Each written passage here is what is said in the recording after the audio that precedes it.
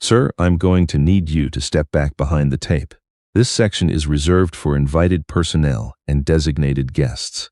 The voice belonged to Judith Paris, and it carried the precise clipped tone of a woman who had been organizing federal ceremonies for the better part of 15 years and had never once allowed one to go sideways. She stood with a lanyard swinging from her neck, one hand on her earpiece, the other holding a tablet that displayed a seating chart color-coded in 6 shades. She was looking at the old man the way you look at a piece of furniture someone has left in the wrong room. He was standing at the edge of the roped-off seating area near the freshly laid flagstone path that led to the new memorial wall. Behind him, the polished black granite caught the gray October light, the names of fallen Canadian Forces military working dogs and their handlers etched in clean, precise lettering. He did not belong here. That much was obvious. His jacket was a waxed canvas affair, the kind you'd find at a farm supply store in Renfrew or Arnprior, its olive color long faded to something closer to dishwater. A button was missing at the chest, and the cuffs were frayed to white threads. His trousers were heavy wool, tucked into boots that were cracked along the welts and still carrying the red clay of the Ottawa Valley. His face was deeply lined, not the soft creases of age alone, but the hard-cut furrows of a man who had spent decades outdoors in Canadian winters, the kind of cold that doesn't just age you but reshapes the very architecture of your skin. He had a full head of white hair, close-cropped, and his hands hung at his sides, still and heavy, like tools set down after a long day's use. He looked at Judith Paris without hurry. His eyes were a flat, pale gray, the color of lake ice in March, and they held an expression she couldn't quite read. Not hostile, not confused, just present, completely, unnervingly present. "I'm just here to see them," he said. His voice was low and unhurried, with the slight rasp of a man who didn't use it often enough to keep it smooth. Judith offered a professional smile that went no further than her lips. "I appreciate that, sir, but the lieutenant governor is arriving in 20 minutes, and we need this area clear. There's a lovely viewing section just past the elm trees. You'll be able to see everything from there." He didn't look where she was pointing. His gaze had drifted to the memorial wall, and he was reading the names, his eyes moving slowly down the columns the way a man reads a letter from someone who has died. His right thumb rubbed across the knuckle of his left hand in a slow, absent rhythm. He didn't seem to have heard a word she said, or if he had weighed the words and found them insufficient. Judith felt her jaw tighten. She had a caterer who was 40 minutes late, a CBC camera crew that was setting up in the wrong location, and a retired brigadier general whose aide-de-camp had called 3 times about wheelchair accessibility for the stage ramp. She did not have time for a local farmer who had wandered in from one of the concession roads. 30 meters away, Corporal Maddox Shea stood at ease with his partner Kodiak, a 4-year-old Belgian Malinois whose dark sable coat rippled like water over muscle whenever the dog shifted weight. Kodiak sat in a perfect heel position, his attention locked on Shea, but his ears rotated like small radar dishes, cataloging every sound in the memorial park, the snap of a tent flap, the whir of a generator, the low murmur of guests beginning to gather at the perimeter. Shea had been watching the exchange between the event planner and the old man since it started. He couldn't have said why. The man looked like half the retired farmers you'd see at a Tim Hortons counter between Pembroke and Deep River, nursing a double-double and talking about nothing in particular. But there was something about the way he stood. Shea had been trained to read bodies the way most people read faces, and this body was telling a story that didn't match the wardrobe. The old man's weight was centered, not leaning, not shifting, balanced on both feet, with his shoulders in a relaxed but perfectly vertical line, his center of gravity low and settled. It wasn't the posture of a man standing in line at a ceremony. It was the posture of a man who could move in any direction without first having to collect himself. Shea's own grandfather had been a dairy farmer near Kemptville, and he'd stood the way dairy farmers stand, stooped at the shoulders, angled forward, shaped by decades of bending over things. This man was different. This man stood like he'd been planted there by someone who understood load-bearing structures. Then there were the hands. Shea couldn't stop looking at them. They were farmers' hands, sure enough, oversized knuckles, thick fingers, the deep permanent tan of outdoor work. But there was a web of fine white scars across the back of both hands, old and faded but unmistakable, and a specific kind of thickened callus along the outside edge of each palm, running from the base of the little finger down to the wrist. Shay had seen that callous pattern exactly once before, on a retired master warrant officer named Savard, who had spent 28 years in the K-9 program, and whose hands had been shaped by tens of thousands of hours gripping bite sleeves and tracking lines. It was a handler's callus, distinctive as a fingerprint. The old man finally gave Judith Parris a slow nod, the kind of nod that concedes nothing but moves the conversation along. He took 2 unhurried steps back, not retreating but repositioning, and placed himself in the partial shadow of a massive red oak whose canopy covered a quarter of the memorial grounds. He was technically outside the restricted area. He was also in the single best observation point in the entire park, with clear sightlines to the stage, the memorial wall, and every approach path. Shay noted this with the cool professional interest of a man whose job was to notice things. The old farmer had just executed a textbook tactical withdrawal. Judith Parris, seeing movement and interpreting it as compliance, gave a short nod and turned away, already pressing her earpiece and speaking rapidly about microphone levels. She had categorized him, filed him, dismissed him. Shay felt, with a certainty he couldn't explain, that she had just overlooked the most important person in the park. Kodiak let out a sound. It was barely audible, a vibration more than a voice, a low sustained whine that came from somewhere deep in the dog's chest. His gaze had broken from Shay for perhaps half a second, flickering to the old man under the oak, before snapping back. For a dog with Kodiak's training and discipline, that momentary lapse was seismic. Shay placed his hand on the dog's head, feeling the tension in the muscles beneath the fur, the coiled attention. Something about the old man had registered with Kodiak on a frequency Shay couldn't hear. The ceremony began on schedule, which was the only thing Judith Parris would have considered acceptable. A piper from the Cameron Highlanders played a lament that drifted across the grounds like smoke. The lieutenant governor delivered a brief, gracious address. A series of military officials and municipal dignitaries took the podium and spoke with varying degrees of sincerity about duty, sacrifice, and the bond between handler and dog. They used words like operational asset and force capability and mission-critical resource. They were talking about dogs who had thrown themselves into gunfire, who had searched rubble for the living and the dead, who had walked point into darkness so that humans wouldn't have to. And they were describing them the way you'd describe a piece of equipment on a procurement form. Shay stood in formation with 5 other handlers and their partners, listening with the practiced patience of a man who had heard these speeches before. He watched the old farmer through his peripheral vision. The man hadn't moved. He stood beneath the oak with his hands clasped in front of him, his weathered face showing nothing. But when one speaker, a brigadier general from Ottawa who had likely never touched a tracking harness in his life, described a dog named Sapper who had been killed by an IED in Kandahar in 2010, Shay saw the old man's jaw tighten. It was a small movement, a muscle flexing beneath the lined skin, and it lasted less than a second. But it was the kind of involuntary response that only comes from personal loss. That was not the face of a curious bystander. That was the face of a man who was grieving. The formal addresses concluded with polite applause. Judith Parris stepped to the microphone, her voice carrying the bright, practiced clarity of someone who announces things for a living. We now invite our serving military working dog teams from the Canadian Forces Military Police Group to come forward for the ceremonial laying of wreaths. These 6 teams represent the finest of our active K-9 program, and they will pay tribute on behalf of all those who serve and have served. This was her centerpiece.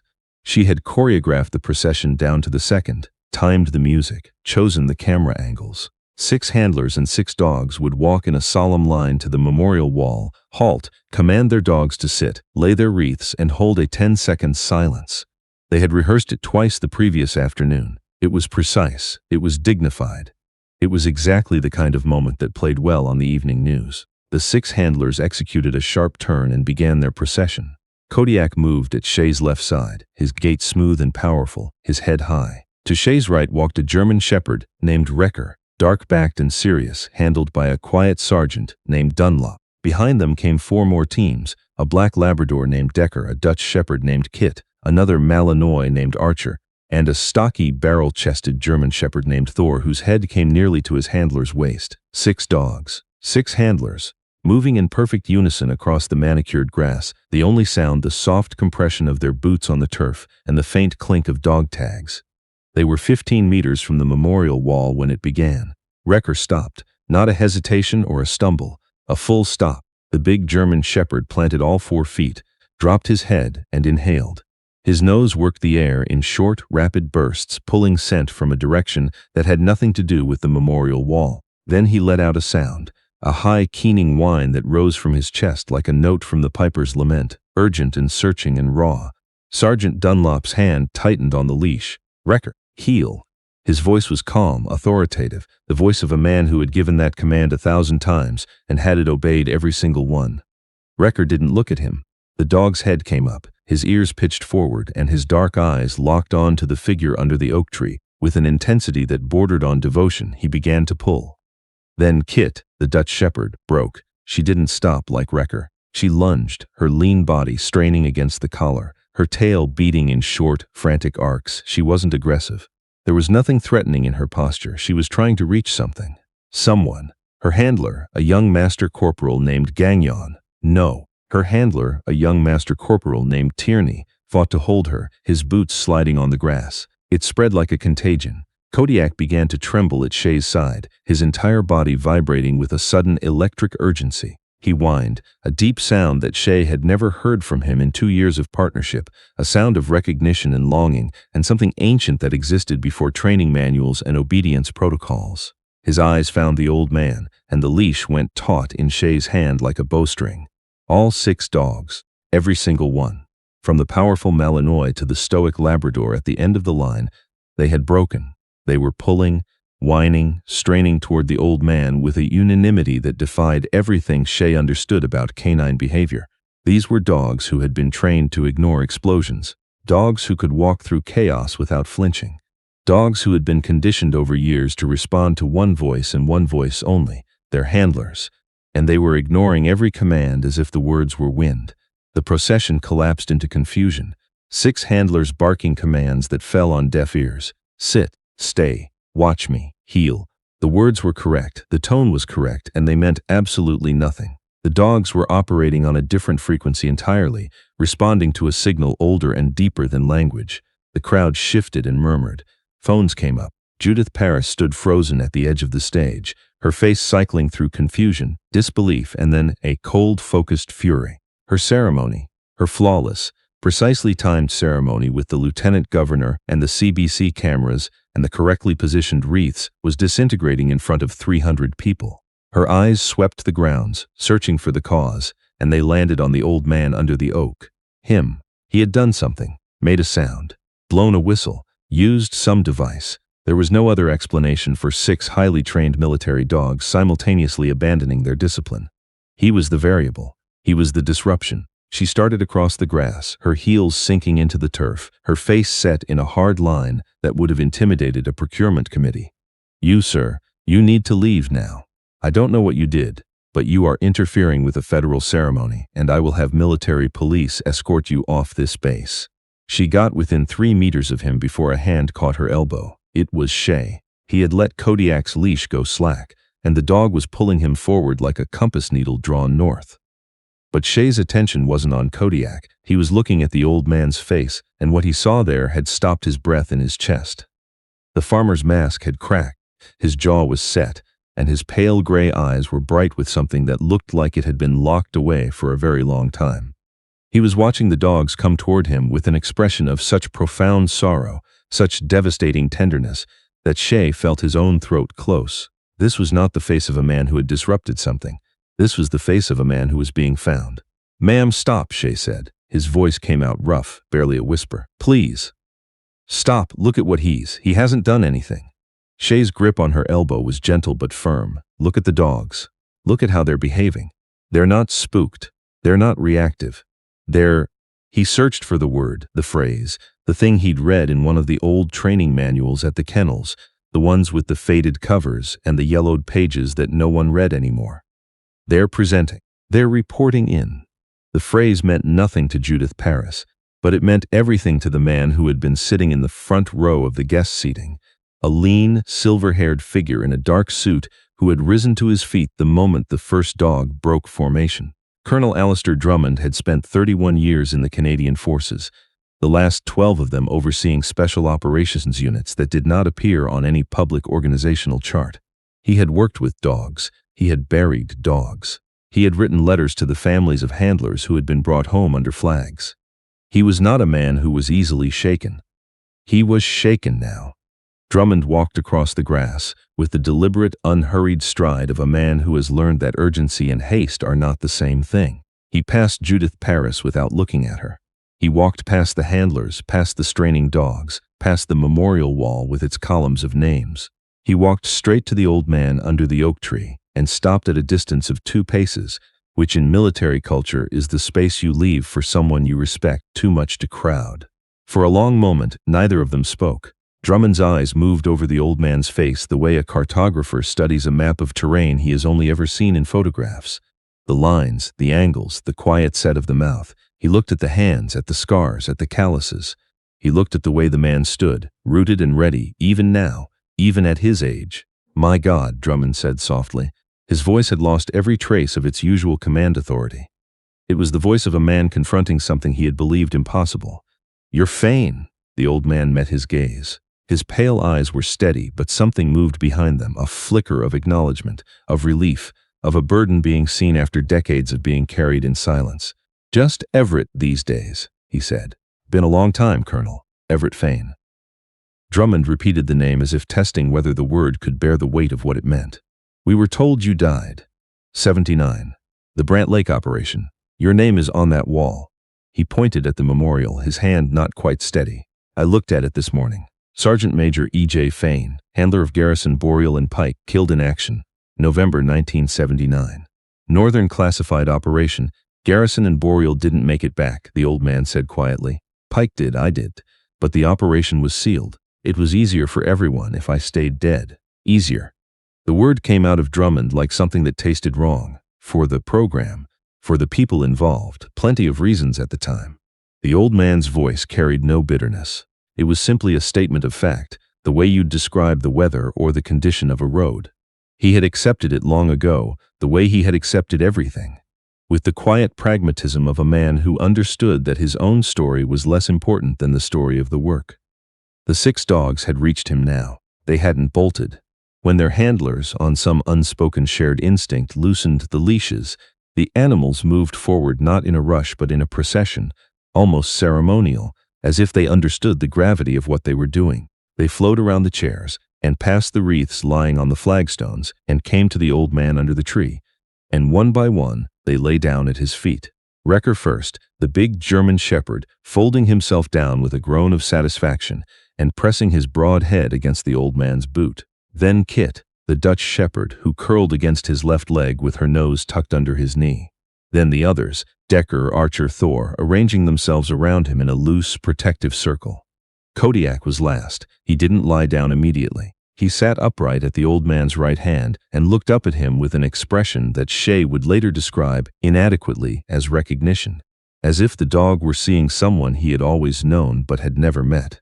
The crowd had gone silent. 300 people, including the lieutenant governor and 2 members of parliament and a CBC camera crew, stood in complete stillness, watching 6 of Canada's most disciplined military animals choose a stranger over their handlers, over their training, over everything they had been taught. The only sound was the wind through the red oaks and the distant honk of geese heading south over the Ottawa River.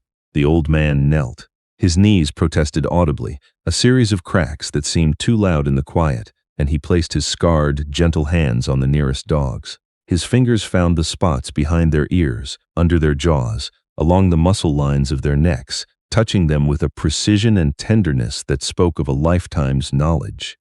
He knew where they carried tension. He knew what they needed. "Hello," he said, his voice barely audible, thick with something that had been dammed up for decades. "Oh, look at you. Look at what you've become." He ran his hand down Recker's spine, feeling the muscle, the bone structure, the breeding. "You've got Garrison's shoulders," he whispered to the big German shepherd. "Same build, same stubbornness." He touched Kit's narrow, intelligent face. "And you're from Nix's line. I can see it in your eyes. That focus." He looked up at the memorial wall from his knees, at the names carved there, and Shea saw something cross the old man's face that he would never forget. A communication between the living and the dead, a silent accounting rendered to names that were no longer just names to him. They were dogs he had raised from pups. Dogs he had trained in the boreal forest north of Petawawa in winters so cold the tracking leads froze stiff in his hands. Dogs he had sent into darkness and sometimes not gotten back. Colonel Drummond turned to face the assembly. When he spoke, his voice had recovered its authority, but it was freighted now with something heavier. History, and the fierce, protective anger of a man who has discovered that his institution has been careless with its own memory. Ladies and gentlemen, his voice carried across the silent grounds, I owe you an explanation for what you've just witnessed, and what I'm about to tell you is not in any program or briefing note, because until 5 minutes ago, I believed this man was dead. He paused, letting the words settle. You've spent the last hour hearing about the legacy of Canada's military working dog program. You've heard about its successes in Afghanistan, in peacekeeping operations, in search and rescue across the north. What you have not been told, what almost no one alive knows, is where that program came from, who built it, who took a scattered, underfunded, dismissed idea and turned it into one of the most effective K9 programs in NATO. He pointed to the kneeling figure surrounded by dogs. That man is Sergeant Major Everett James Fain, and for those of you who don't know the name, and you won't, because it was classified for 40 years, you are looking at the single most important figure in the history of the Canadian Forces military working dog program. A ripple of sound moved through the crowd, the collective intake of breath from 300 people recalibrating their understanding of what they were seeing. In 1971, Drummond continued, when the program was 18 months from being canceled, defunded, dismantled, written off as a Cold War novelty, Sergeant Major Fain was given 6 dogs and a budget that wouldn't cover a month's worth of kibble, and he was told to prove the concept or watch it die. He took those dogs into the bush north of here. He spent 2 years in conditions that would have broken most men, developing training methods that didn't exist anywhere in the world. He didn't follow doctrine. He wrote it. Every tracking protocol, every detection methodology, every handler bonding technique that we use today traces back to work he did alone in the woods with 6 dogs and a notebook. Drummond's voice dropped, but it lost none of its force. He established the 7 foundation bloodlines that form the backbone of our modern program. Every military working dog in Canadian service today, every single one, descends from stock he selected and bred. The 6 dogs at his feet right now have never seen him before, but they carry his work in their blood, in their bones, in whatever part of a dog's mind holds the memory of where it came from. He looked at the old man, who was still kneeling, one hand resting on Kodiak's head, his eyes closed. In 1979, Sergeant Major Fain and 2 of his dogs, Garrison and Boreal, were deployed on a classified northern operation. The details remain sealed. What I can tell you is that the mission was successful, that Garrison and Boreal did not survive, and that Fain himself was listed as killed in action as part of the operational security protocol. He was 38 years old. He had a commendation file 3 inches thick that no one was allowed to read. Drummond paused. He didn't die, he came home.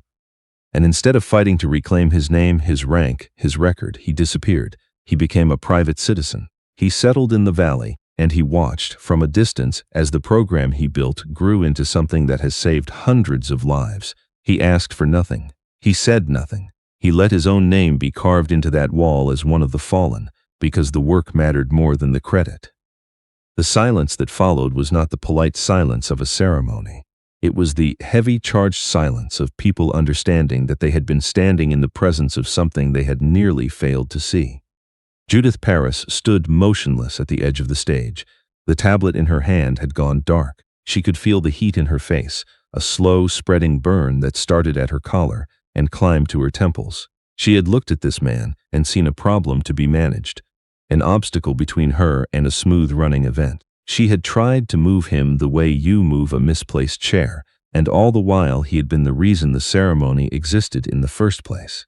She had been so focused on the performance of remembrance that she had failed to recognize the genuine article standing 3 meters from her in muddy boots. She walked forward. She didn't know what she was going to say, and for the first time in her professional life, she didn't try to script it. She stopped beside the colonel and looked at the old man, who was slowly, painfully, pushing himself back to his feet, one hand braced on the trunk of the oak. "Sergeant Major Fain," she began, and her voice was small and unsteady. I owe you an apology, I'm sorry, I didn't. Nothing to apologize for, he said, brushing bark dust from his palms. He looked at her, and there was no anger in his gray eyes, no satisfaction, no reproach, just a calm, tired understanding. You were keeping things in order. That's not a small thing. Somebody has to. His gaze moved past her to the memorial wall, to the names, to the flags snapping in the October wind, to the rows of chairs where people sat in their good clothes with their programs folded in their laps. They did a fine job with this place, he said quietly. A good place for them to be remembered. That's what matters. Then his eyes found Corporal Shea, who was standing at something that wasn't quite attention but wasn't far from it, his face working with an emotion he didn't know how to contain. Kodiak sat beside him, watching the old man with a stillness that felt like listening. You, the old man said, and there was a warmth in his voice that hadn't been there before. What's your partner's name? Kodiak Sergeant Major, designation KP 1192 KP series. The old man nodded slowly, a faint recognition crossing his face like sun through cloud cover. That's Pike's line, 3rd generation, from the build of him, maybe 4th. He looked at the dog, really looked, the way a sculptor looks at stone that has been shaped by other hands, assessing what remains of the original intention. He's got Pike's chest, and those eyes. Pike had those same eyes. That patience. He stepped forward, and Kodiak, without any command from Shea, sat up straighter. The old man didn't reach for the dog first. He reached for the young corporal's hand and gripped it. His palm was rough and warm and surprisingly strong, the calluses like old leather. You've got good hands, he said, holding Shea's gaze. Quiet hands. He trusts you. I can see it in the way he breathes when you're near. He slows down. That's the whole thing, son. The whole secret. Everything else, the commands, the protocols, the certifications, that's just scaffolding. The building is trust. Yours and his. Nothing else holds, sir. Shea's voice broke on the word. He steadied himself. We studied your methods at the training wing. The old manuals, we called them the gray papers.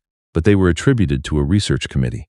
They never told us a name. They never told us it was one person. 1 person and 6 dogs, the old man corrected gently, releasing his hand. The dogs did most of the thinking. I just wrote it down. He looked at Shea for a moment longer, and in that look there was something transferred.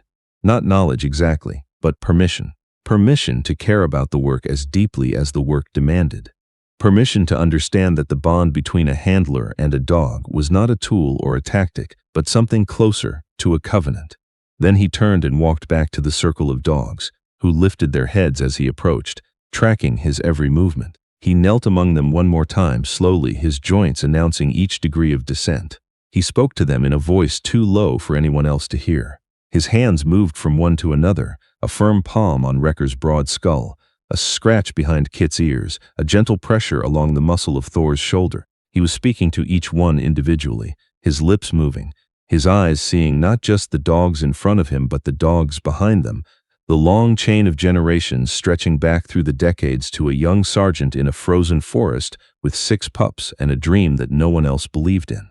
The handlers, without discussion or instruction, had formed a loose half-circle around them, not standing guard, standing witness.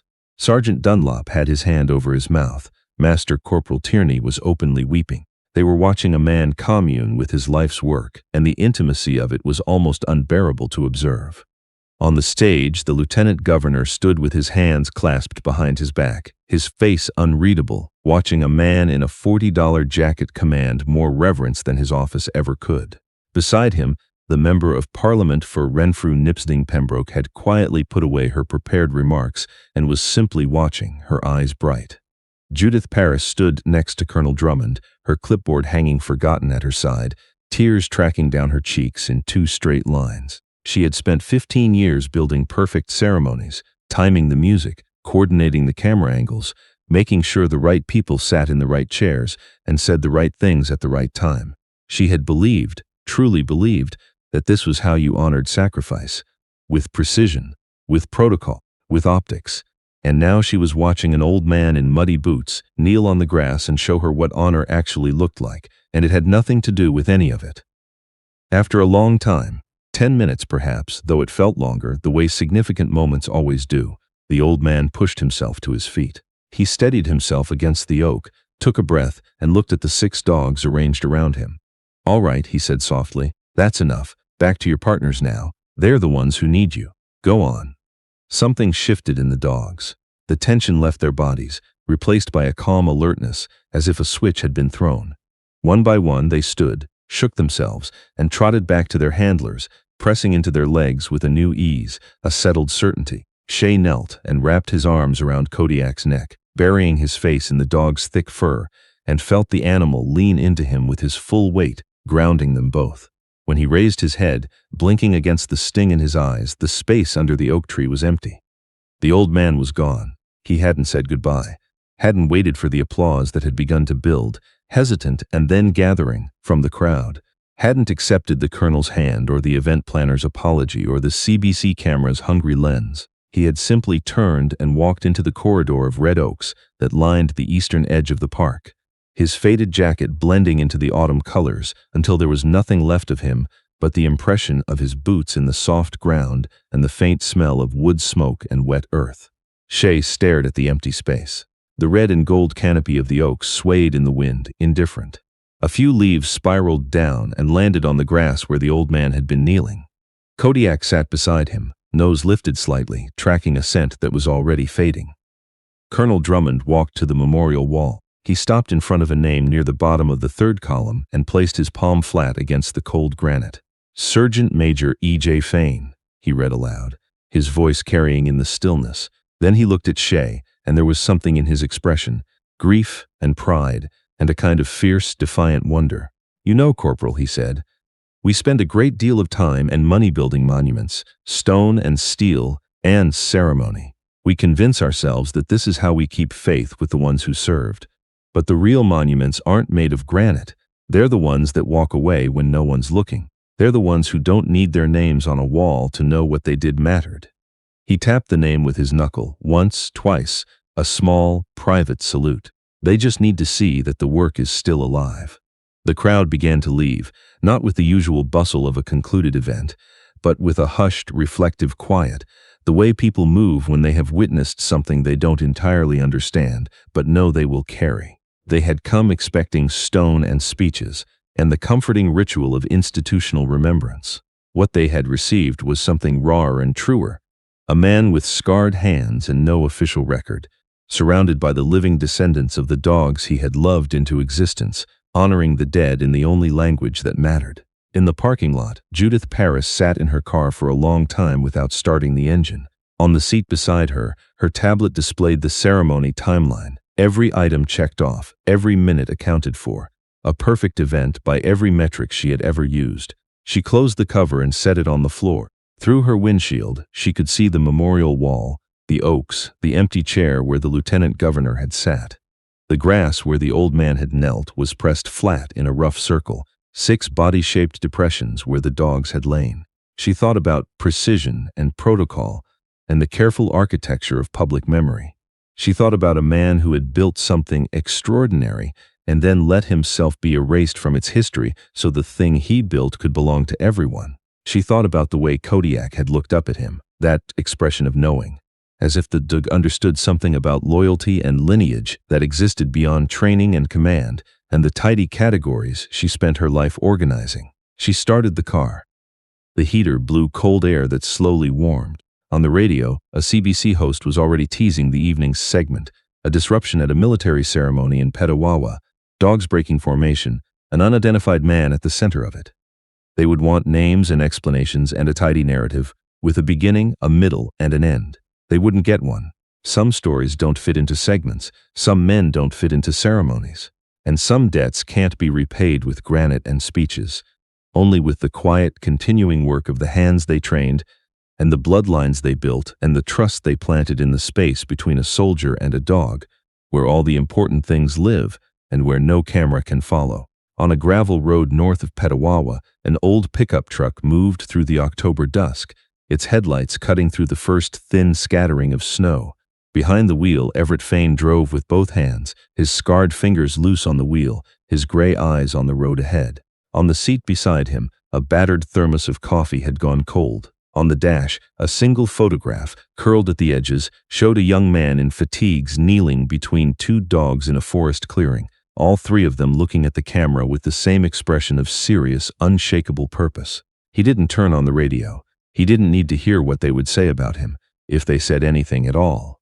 He had seen the dogs. He had touched their fur and felt the familiar architecture of the bloodlines beneath his hands. The deep chest of Garrison's descendants, the sharp intelligence of Nix's line, the patient, unbreakable focus that Pike had passed down through 4 generations like a whispered promise. They were strong. They were well-loved. The work was alive. The road curved north into the darkening trees, the snow thickened, and the old man drove on, alone, carrying nothing but the quiet knowledge that the things worth building are the things that outlast the builder, and that the truest monuments are the ones that breathe.